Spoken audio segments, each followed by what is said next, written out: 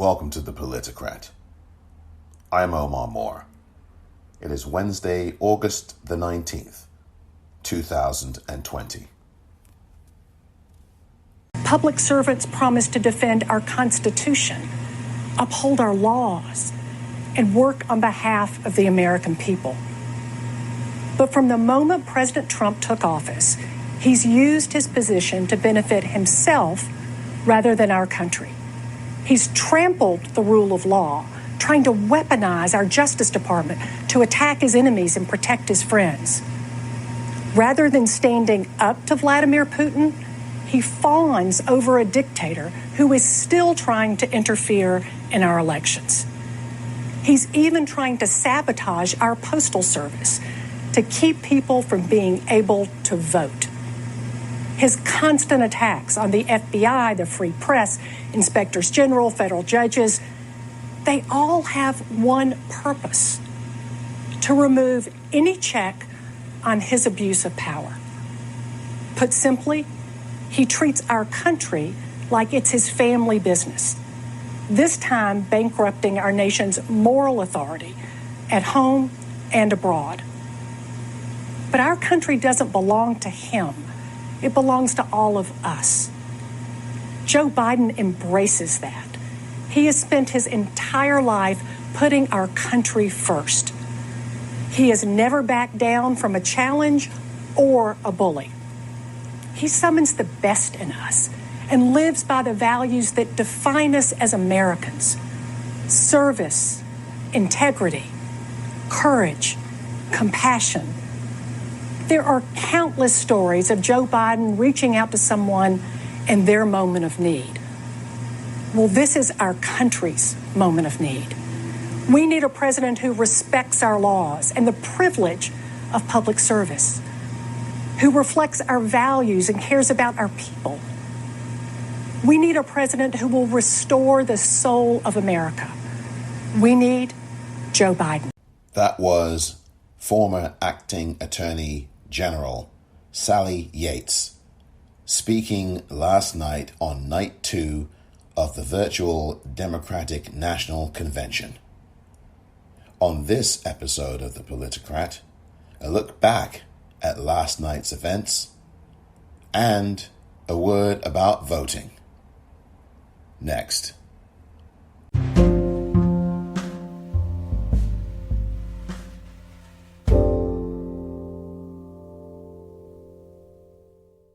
We see in Joe so much of what made Matt's life special: his commitment to equality, his passion for social justice, and his boundless compassion for others.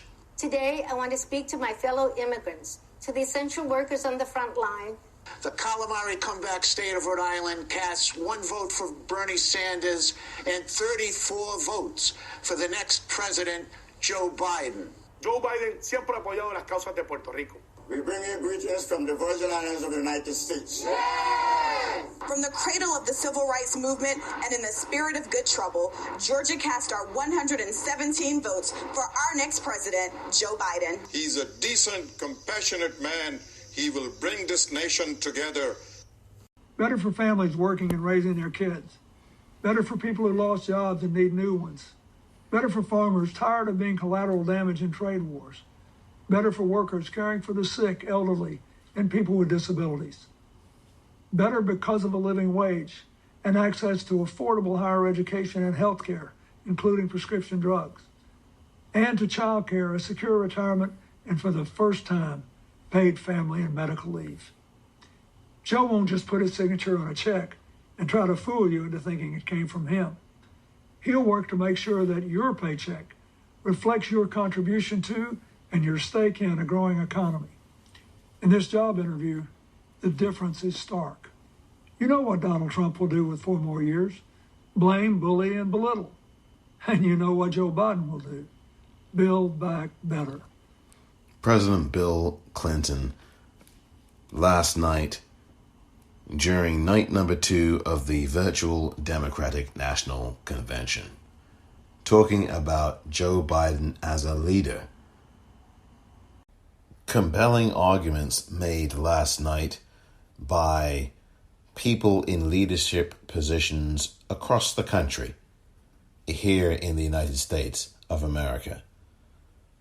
Night number 2 of the convention for the Democrats was all about leadership and compassion.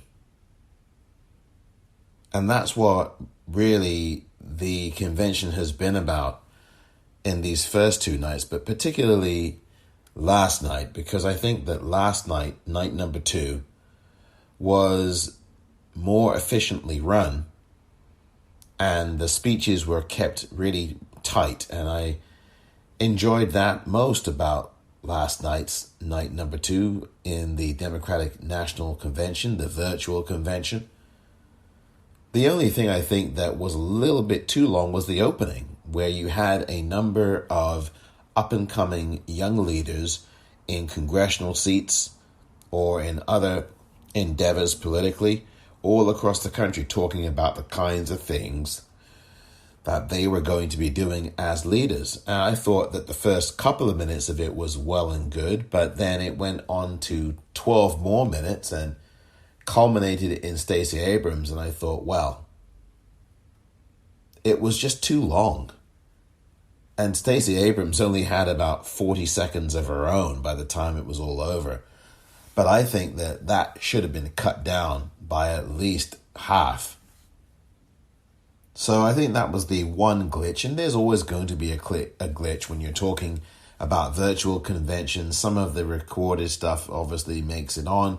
Then you've got live stuff, and so you've got to try to mingle that and jam it together properly, and it sometimes does not work.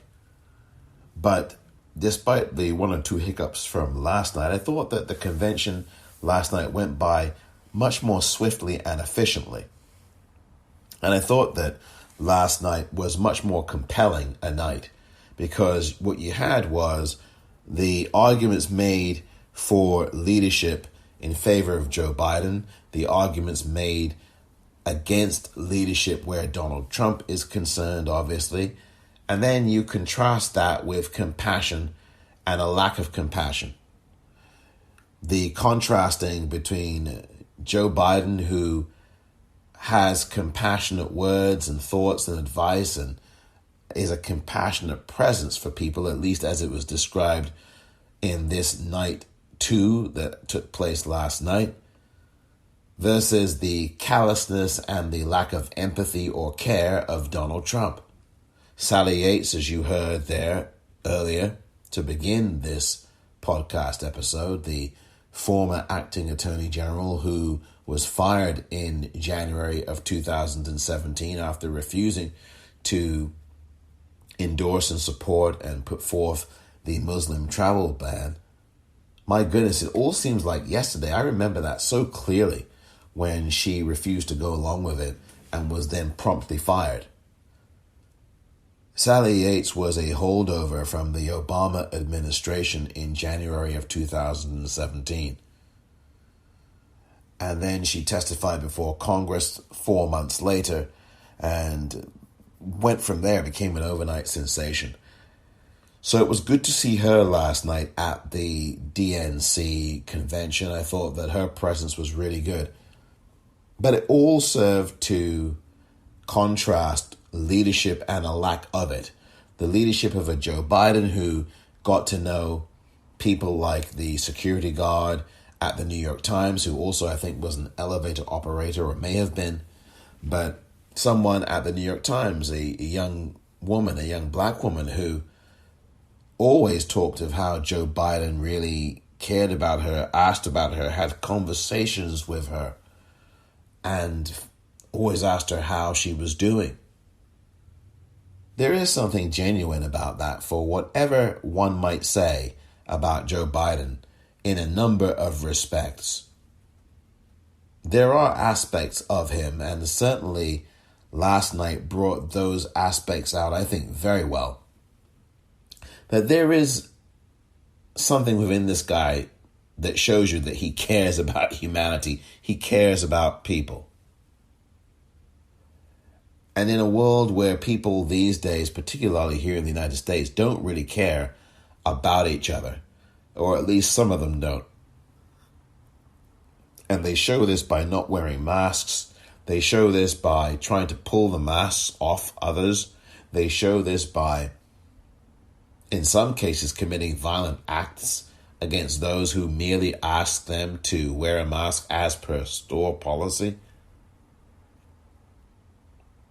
It was important last night to show the compassion and the decency of what a leader is and what leadership means. So, in accordance with the leadership aspect, you heard from a number of leaders, many of whom were certainly flawed, whether it be Colin Powell, who spoke for the first time ever at a Democratic National Convention, whether it be Bill Clinton, whether it be John McCain. Joe Biden is somebody who is going to care about you as a human being. You may disagree with him on policy, you may have some issues with him elsewhere, but at the end of the day, Joe Biden is going to care because he also is someone who has been through some of the things that you've been through. Whether it's the loss of a spouse, the loss of a child, or in his case, the loss of 2 children in different moments. Whether it is something medical that sets back a family. Joe Biden's experienced all of these things. So that is really the essence of what was I think last night, another successful night for the Democrats. It was slightly different, but I noticed the aspect of the speeches being so concise, something I really noted because it went by so quick, bang, bang, bang. They had about 5 speakers at one point in less than half an hour, one after the other, and some of the speakers were very young. So, I mean, the convention last night has some performances. John Legend among those performing. This was a convention that was accessible. This night number 2 was a very accessible night, as all of this convention has shown to be so far, and that's no real surprise at all. The Democrats' job, I think, last night was to get people to become comfortable with Joe Biden. Of course, Joe Biden, as politicians in the Democratic Party continue to say that I know Joe, quote, I know Joe. The reality is that Joe Biden is very much an unknown quantity to lots of people in the United States in terms of his legislative record. And if you look, and we'll see if it changes in the final 2 nights of this convention, beginning tonight and tomorrow night, Thursday night, we'll see if there is anything that goes a little bit closer to some of his personal voting record. I don't think that the Democrats are going to go and reveal some of that. They're certainly not going to harp on his vote for the Iraq war or anything like that. But it'll be interesting to see because Joe Biden, for many people, is an unknown quantity. And in the days where on this podcast I would severely criticize Joe Biden, and listen, rightfully so in a number of instances, most people still didn't know about him or his record. He's managed to, for at least 45 years now, if not 50 or more, managed to escape any real scrutiny from the media and the establishment. And I think that's one of the things that you think you know who Joe Biden is, and you may know. And I think so far the Democratic National Convention's done a very good job of teasing this for us about Joe Biden. But do you really know who he is in terms of his record? And I think the media has come out with a lot of things on him over the last few months. But even so, even if there are, and there certainly are, some skeletons in Joe Biden's pocket, he still was better, and still is better than any of the people in the Republican Party are. I mean, they just really not who you want to be going with. But I accept that you're going to have people who, no matter what, are going to vote Donald Trump. No matter what, they're going to just do it. No matter what, even when the evidence says you shouldn't. But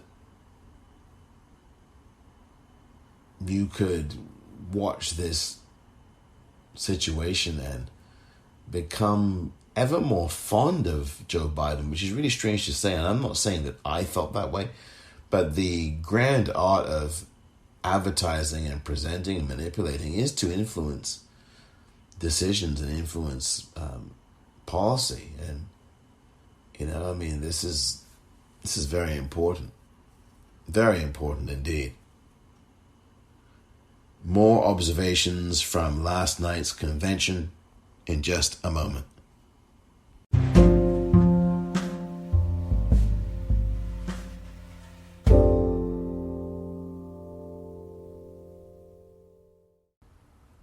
So I think night number 2 was a great success. You got to hear from all kinds of people across the country. And I've played you an audio clip of that where you get to hear from people across the country. I mean, there's no more powerful or intimate way to convey your message than to have people who look like you or who are you making videos about the leadership that this country needs and the steady hand, as it were, the kind of focus and rebuild, the build back better, which I think, by the way, is a very good slogan for Joe Biden. I think it fits very well. How do you rebuild an infrastructure? How do you rebuild a country's broken spirit? Because in a very real sense, that's what we have at the moment. How do you rebuild all that, And so night number 2 was about persuading the American public about the leadership qualities of a Joe Biden. And I thought that the DNC's convention tonight,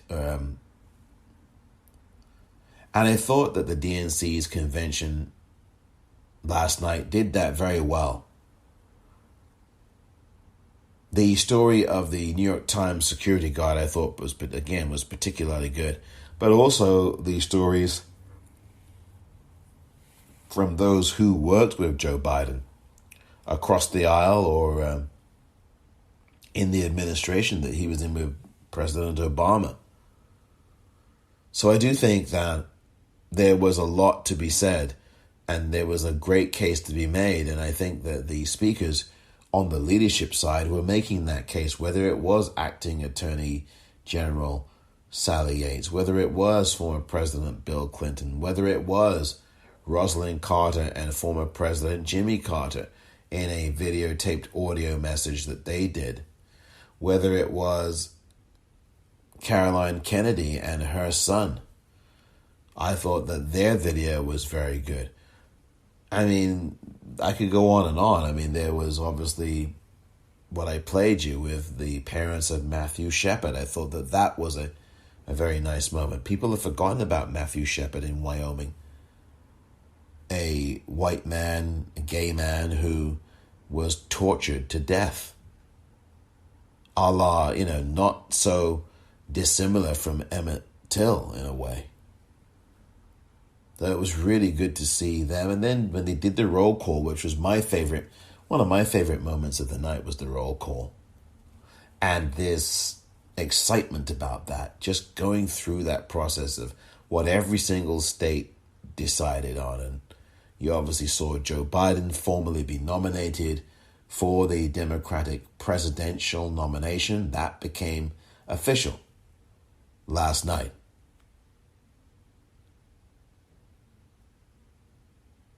And of course, among the other speeches, there was a quick speech given by AOC. She just made it over the 60-second mark.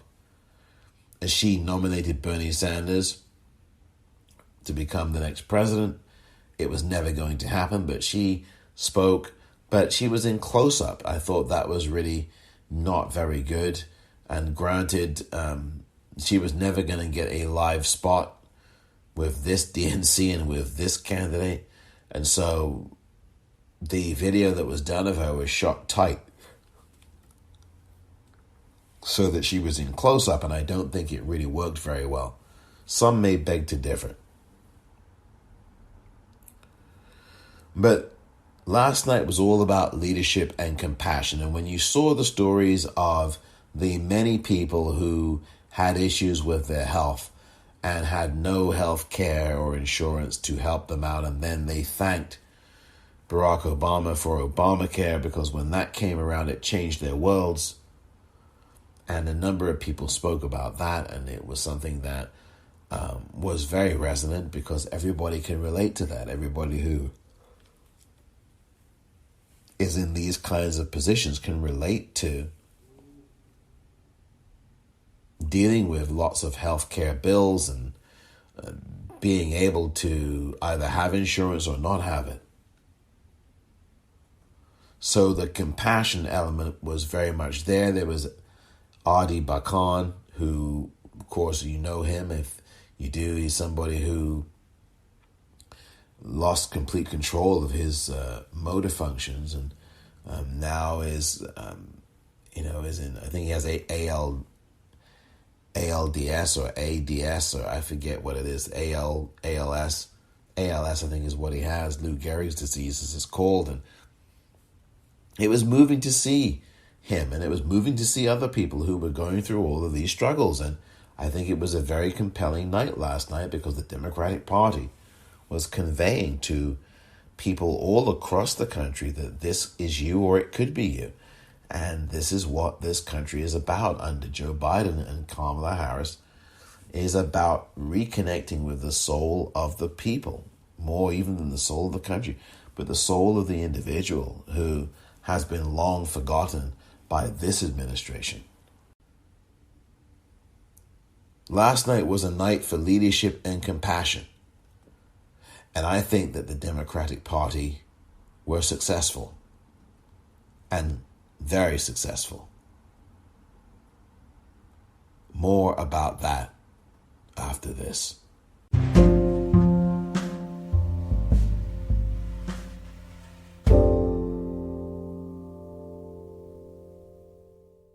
During the convention, if you watched or listened to it last night, you heard from former President Bill Clinton, and I mentioned him earlier. But I also want to mention him again here to remind people that he left office with a surplus of over 23 million jobs in the United States of America. Low unemployment rate, a stronger economy. And so it seemed that President Clinton was the perfect individual, perfect in the sense that in his job of delivering a surplus from that perspective of the meaning of perfect, offered his advice and guidance and suggested how Joe Biden would do in the role that he succeeded in so memorably and controversially, I guess, when you talk about what happened with Monica Lewinsky, as as his presidency could deal with in the time he was in. And so it was well worth watching that. I thought that had some impart to it, where I was wondering and thinking that Bill Clinton's participation would not go well, and I was happily proven wrong. But this segment about leadership was very effective, because it does depend on character and honesty, things that Donald Trump just does not have. And the speech by soon-to-be First Lady, and I expect that as much, Joe Biden, was a good one. Joe Biden, of course, teaches right now, and she was teaching when she was First Lady, she will be, but when she was Second Lady, she was teaching in the Obama administration. She was teaching her class. So we'll see what happens on November the 4th, but I want to stress that the voting mindset must be fully engaged now. Tracee Ellis Ross did the hosting duties last night, I should add, from Blackish and a number of other projects that she has done over the years on both television and in movies. And it was just a really good night overall. Listen to this. This is Jacqueline Brittany from the New York Times, security officer there. But in the short time I spent with Joe Biden, I could tell he really saw me, that he actually cared, that my life meant something to him. And I knew, even when he went into his important meeting, he'd take my story in there with him. That's because Joe Biden has room in his heart for more than just himself. We've been through a lot, and we have tough days ahead. But nominating someone like that to be in the White House is a good place to start. That's why I nominate my friend, Joe Biden, as the next president of the United States.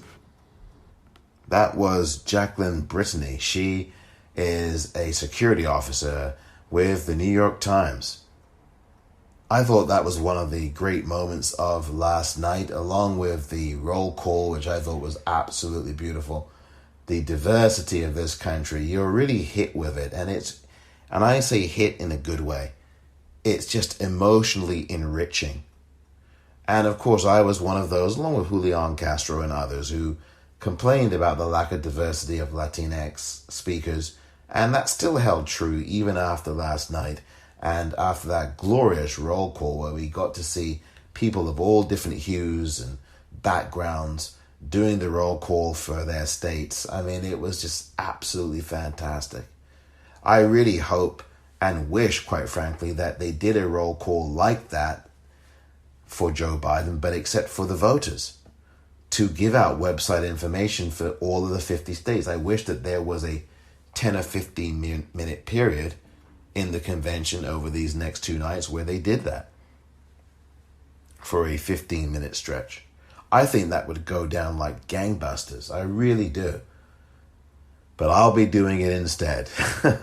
I will be doing it instead. And I believe it may well be tonight or during tonight's convention or maybe on tomorrow night, where I will do a video or two, or I'm definitely going to release a document with every important piece of information that you as a voter will need for your state, whether it's your website for your Secretary of State, or maybe your County Board of Elections, your local website, or whether it might be your deadlines for voting or registering to vote or early voting. So that's really what I'm going to be doing in the next 24 to 48 hours. Plus, I'm also going to, and it may well be the episode coming up tomorrow, where I do provide voting information for the U.S. territories.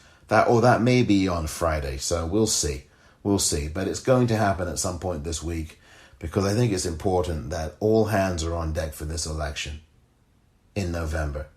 Nothing can be taken for granted. We are going to have to work very, very hard to win, given the fact that Donald Trump is already lying through his teeth again and trying to undermine your confidence in voting. The post office Postmaster General Louis DeJoy is saying, well, we're not going to take any more mailboxes away, but he's not saying anything about whether he's going to return them or not. And he is going to be appearing before Congress, as you know. He's going to be answering some questions this weekend, or at least on Friday, certainly, and then on Monday of next week before the House, this weekend before the Senate. There'll be a vote on Saturday around Louis DeJoy and the post office and trying to get money for the postal service. But the question is, when are all these sorting machines going to get put back, if at all? And also, what about all these mailboxes? I mean, there have been something like on the order of 700 plus mailboxes that have been uprooted from places all over this country, mostly in the important quote-unquote states. And so that's really the next step here. And so we'll see about that. And of course, the report about Trump and Russia and how the Russians infiltrated his campaign with his blessing and his assent. So that's a 966-page report that was released yesterday by the Senate Intelligence Committee, the Republican-led committee. And it's quite damning indeed, finding that Donald Trump committed perjury when being asked questions by Robert Mueller by a written letter, that he perjured himself. So there's a lot of things in that 966-page document that, quite frankly, are explosive. But, I think because people are so motivated now to vote, they just cannot wait till early voting begins. And they are so motivated to get to the polls or get the ballots in hand delivered or by mail that this damning report really is not making an impact with most people. Plus it's 966 pages, as I said. And people are also, of course, caught up in the convention. So that's another factor that cannot be ignored, I think. But the point is that there's a lot going on. There's a lot going on. And I thought that the story of Jacqueline Bryant was such a lovely story. Lovely story. Night number 2, I think, in some ways was better than night number 1. I think night number 1 was a bit more intense. Night number 2 had intensity, but I think people expressed more hope and optimism and pride in the things that they know they can do. Last night was very seriously all about, look, we are facing a danger that this country has never seen before. And Michelle Obama crystallized that in a really excellent speech that was very compelling to watch and very arresting and quite powerful at times because it demanded your attention. So there was a really stark and blunt assessment by the First Lady, Michelle Obama. And then last night, it was much more about celebrating the diversity of the country. And I mean, the first night was all about we the people in diversity too. And in some ways that continued on last night. But you saw a lot more of the country itself and how it was approaching Joe Biden, and there was a sense of pride in putting him up as the nominee. You had AOC who was countering with Bernie, and we all knew that Bernie wasn't going to obviously win the nomination through this process either. But it was interesting when they got to Vermont and you saw Bernie and Jane Sanders standing next to each other in a kind of a Norman Rockwell type pose. It was rather interesting, and the optics of it were not lost on me.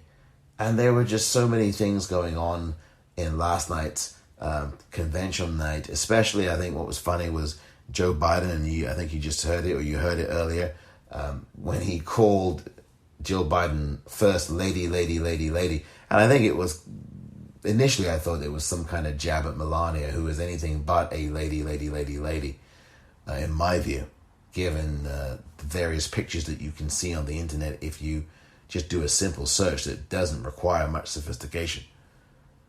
But now I'm thinking it was more, as some people on Twitter have said, more of a stuttering thing because he has a problem with his stutter. And I think maybe that was part of what the calculus was when he said lady. But it was funny. It actually worked.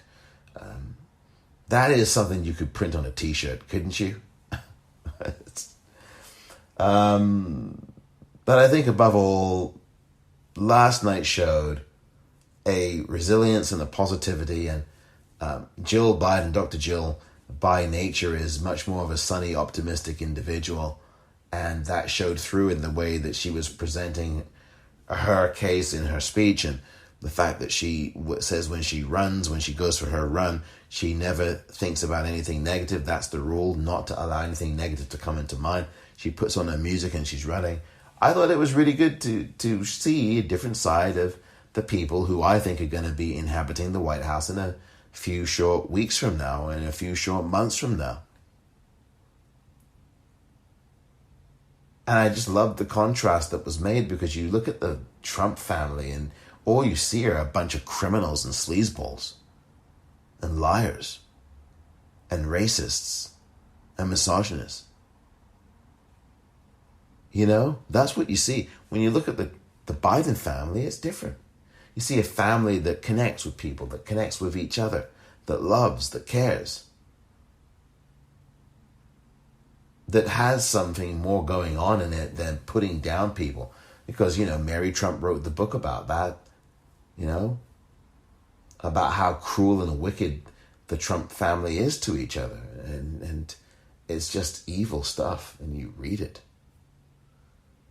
Dr. Jill Biden provided a really good contrast last night.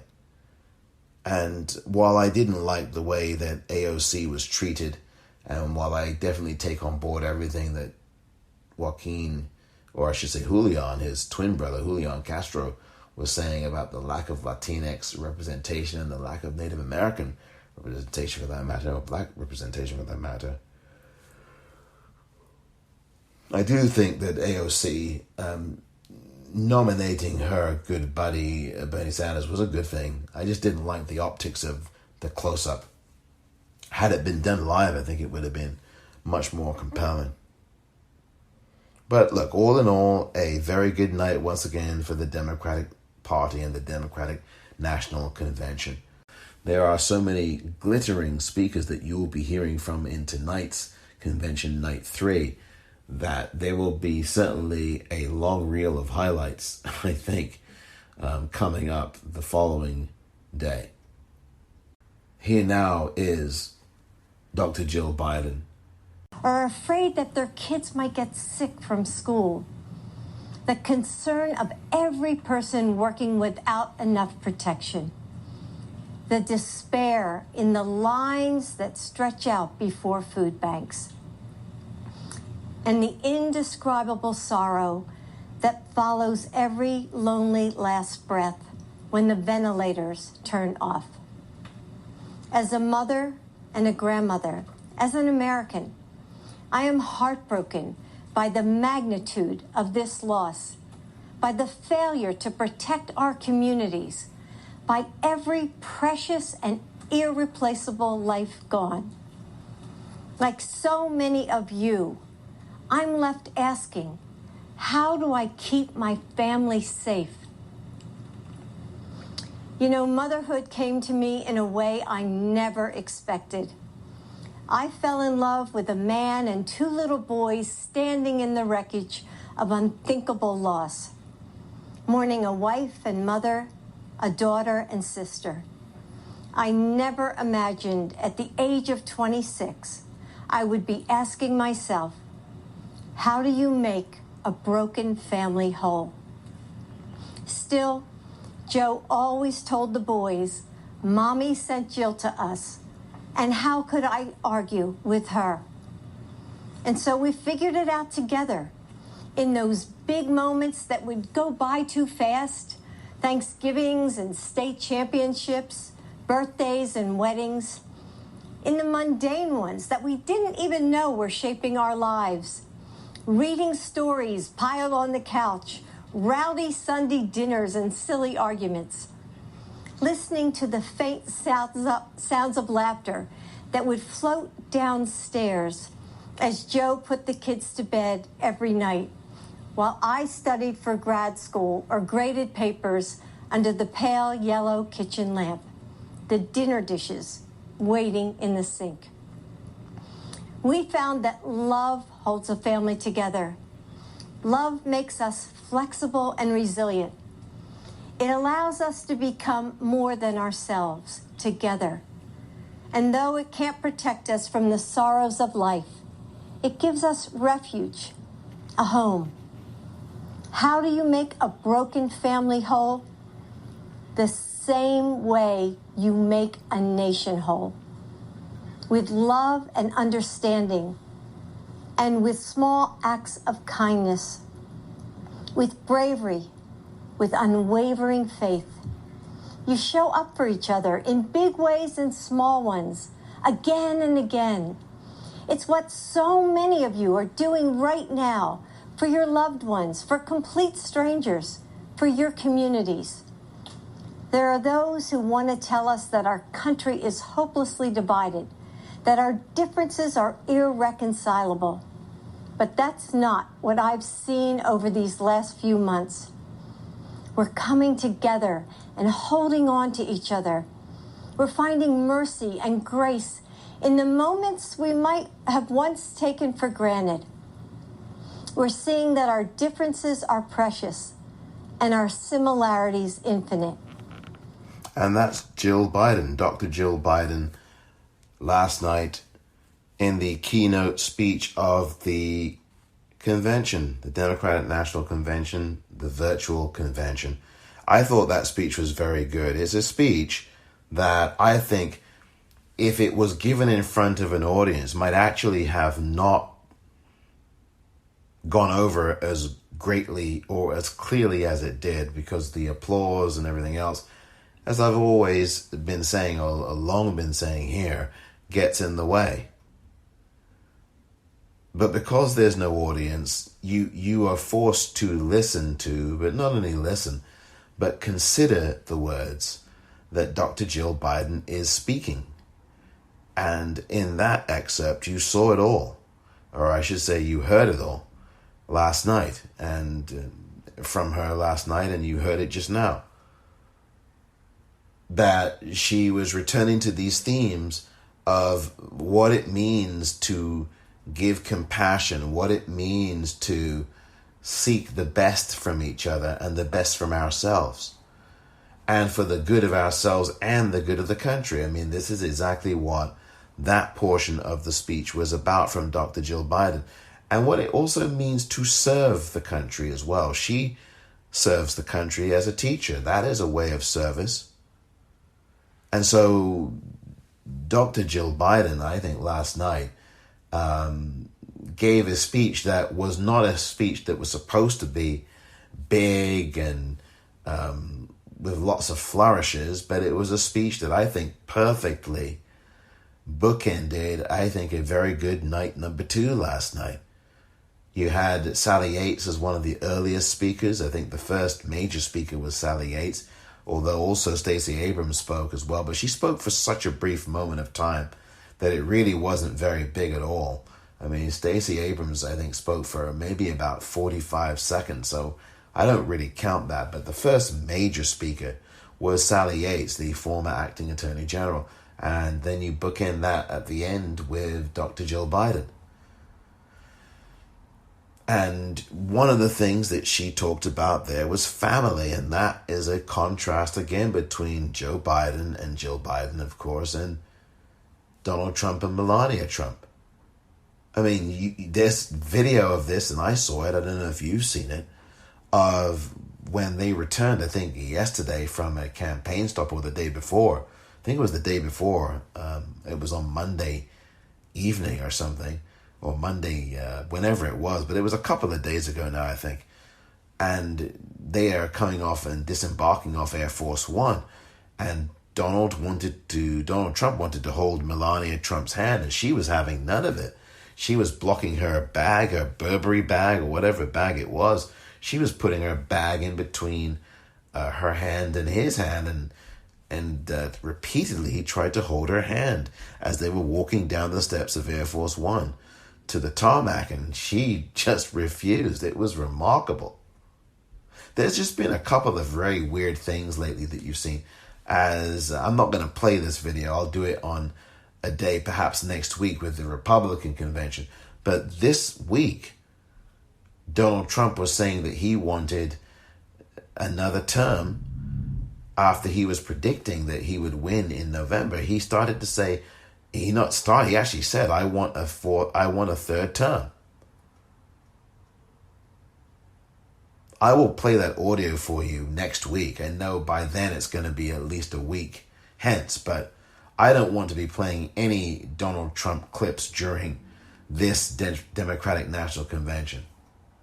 So I promise that next week you will be hearing that clip, as well as, of course, any of the other clips that, of course, I will be playing for you in the Republican National Convention that begins next Monday. But what you heard tonight from Dr. Jill Biden was a very good, very clear, very down-to-earth portrait of the Biden family and also your family. There are people who have to work 1, 2 jobs, 3 jobs, who have to be provider and have to be, many different things, and trying to keep a family together, and people can relate to that. And so what Dr. Jill Biden was talking about last night, she was speaking a language of being able to reach out and relate to the average everyday person across the United States of America. And I think that was another reason the speech was so effective. Now, it's different from First Lady Michelle Obama's speech from the previous night for lots of reasons. One thing is it was live versus Michelle Obama's speech, and another thing is the oratory was different. Obviously, Monday night's speech was a plea, and last night's speech was, I guess, an example. And an example of what the Biden family is. People who still may not be comfortable with Biden or may not know him. I think that Dr. Jill laid down the foundations, but she also talked about her work, but she also talked about leadership. She also talked about family, as I've said, and she also talked about the country. And as I said earlier, people being able to be there for each other and turn to each other and not on each other, which is we've seen far too much of these last 3.5 years plus. We've just gone past the commemoration 3-year mark, of course, of Charlottesville. And in Virginia, we've gone through that, and we've seen the division in this country, and it's ugly. And there's unfortunately more to come. But I think Dr. Jill Biden can be really proud of that speech. It was very good.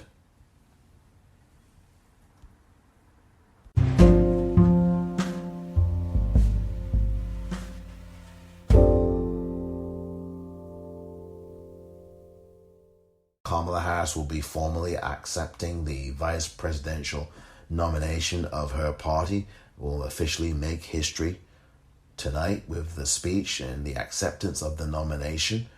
That will be a groundbreaking moment in U.S. history, and we'll also hear, of course, from Senator Elizabeth Warren and former Secretary of State and really Madam President Hillary Clinton. We'll be hearing from a number of other people. It will be interesting to see if Hillary Clinton's speech is going to be live or not. That I'll be watching for. Plus, there are appearances and speeches, of course, from none other than President Barack Obama. And it remains to be seen whether his speech will be live. So those are a number of things to watch out for tonight. Until then, be careful out there, please, and remember to vote. I know that people are excited and giddy, but now is the time for voter education.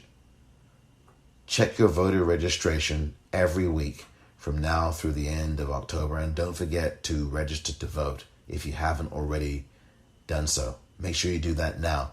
And make sure you ask for your absentee ballot or mail-in ballot by going to your local county board of elections office or driving to the Secretary of State's office or whatever transportation you can take.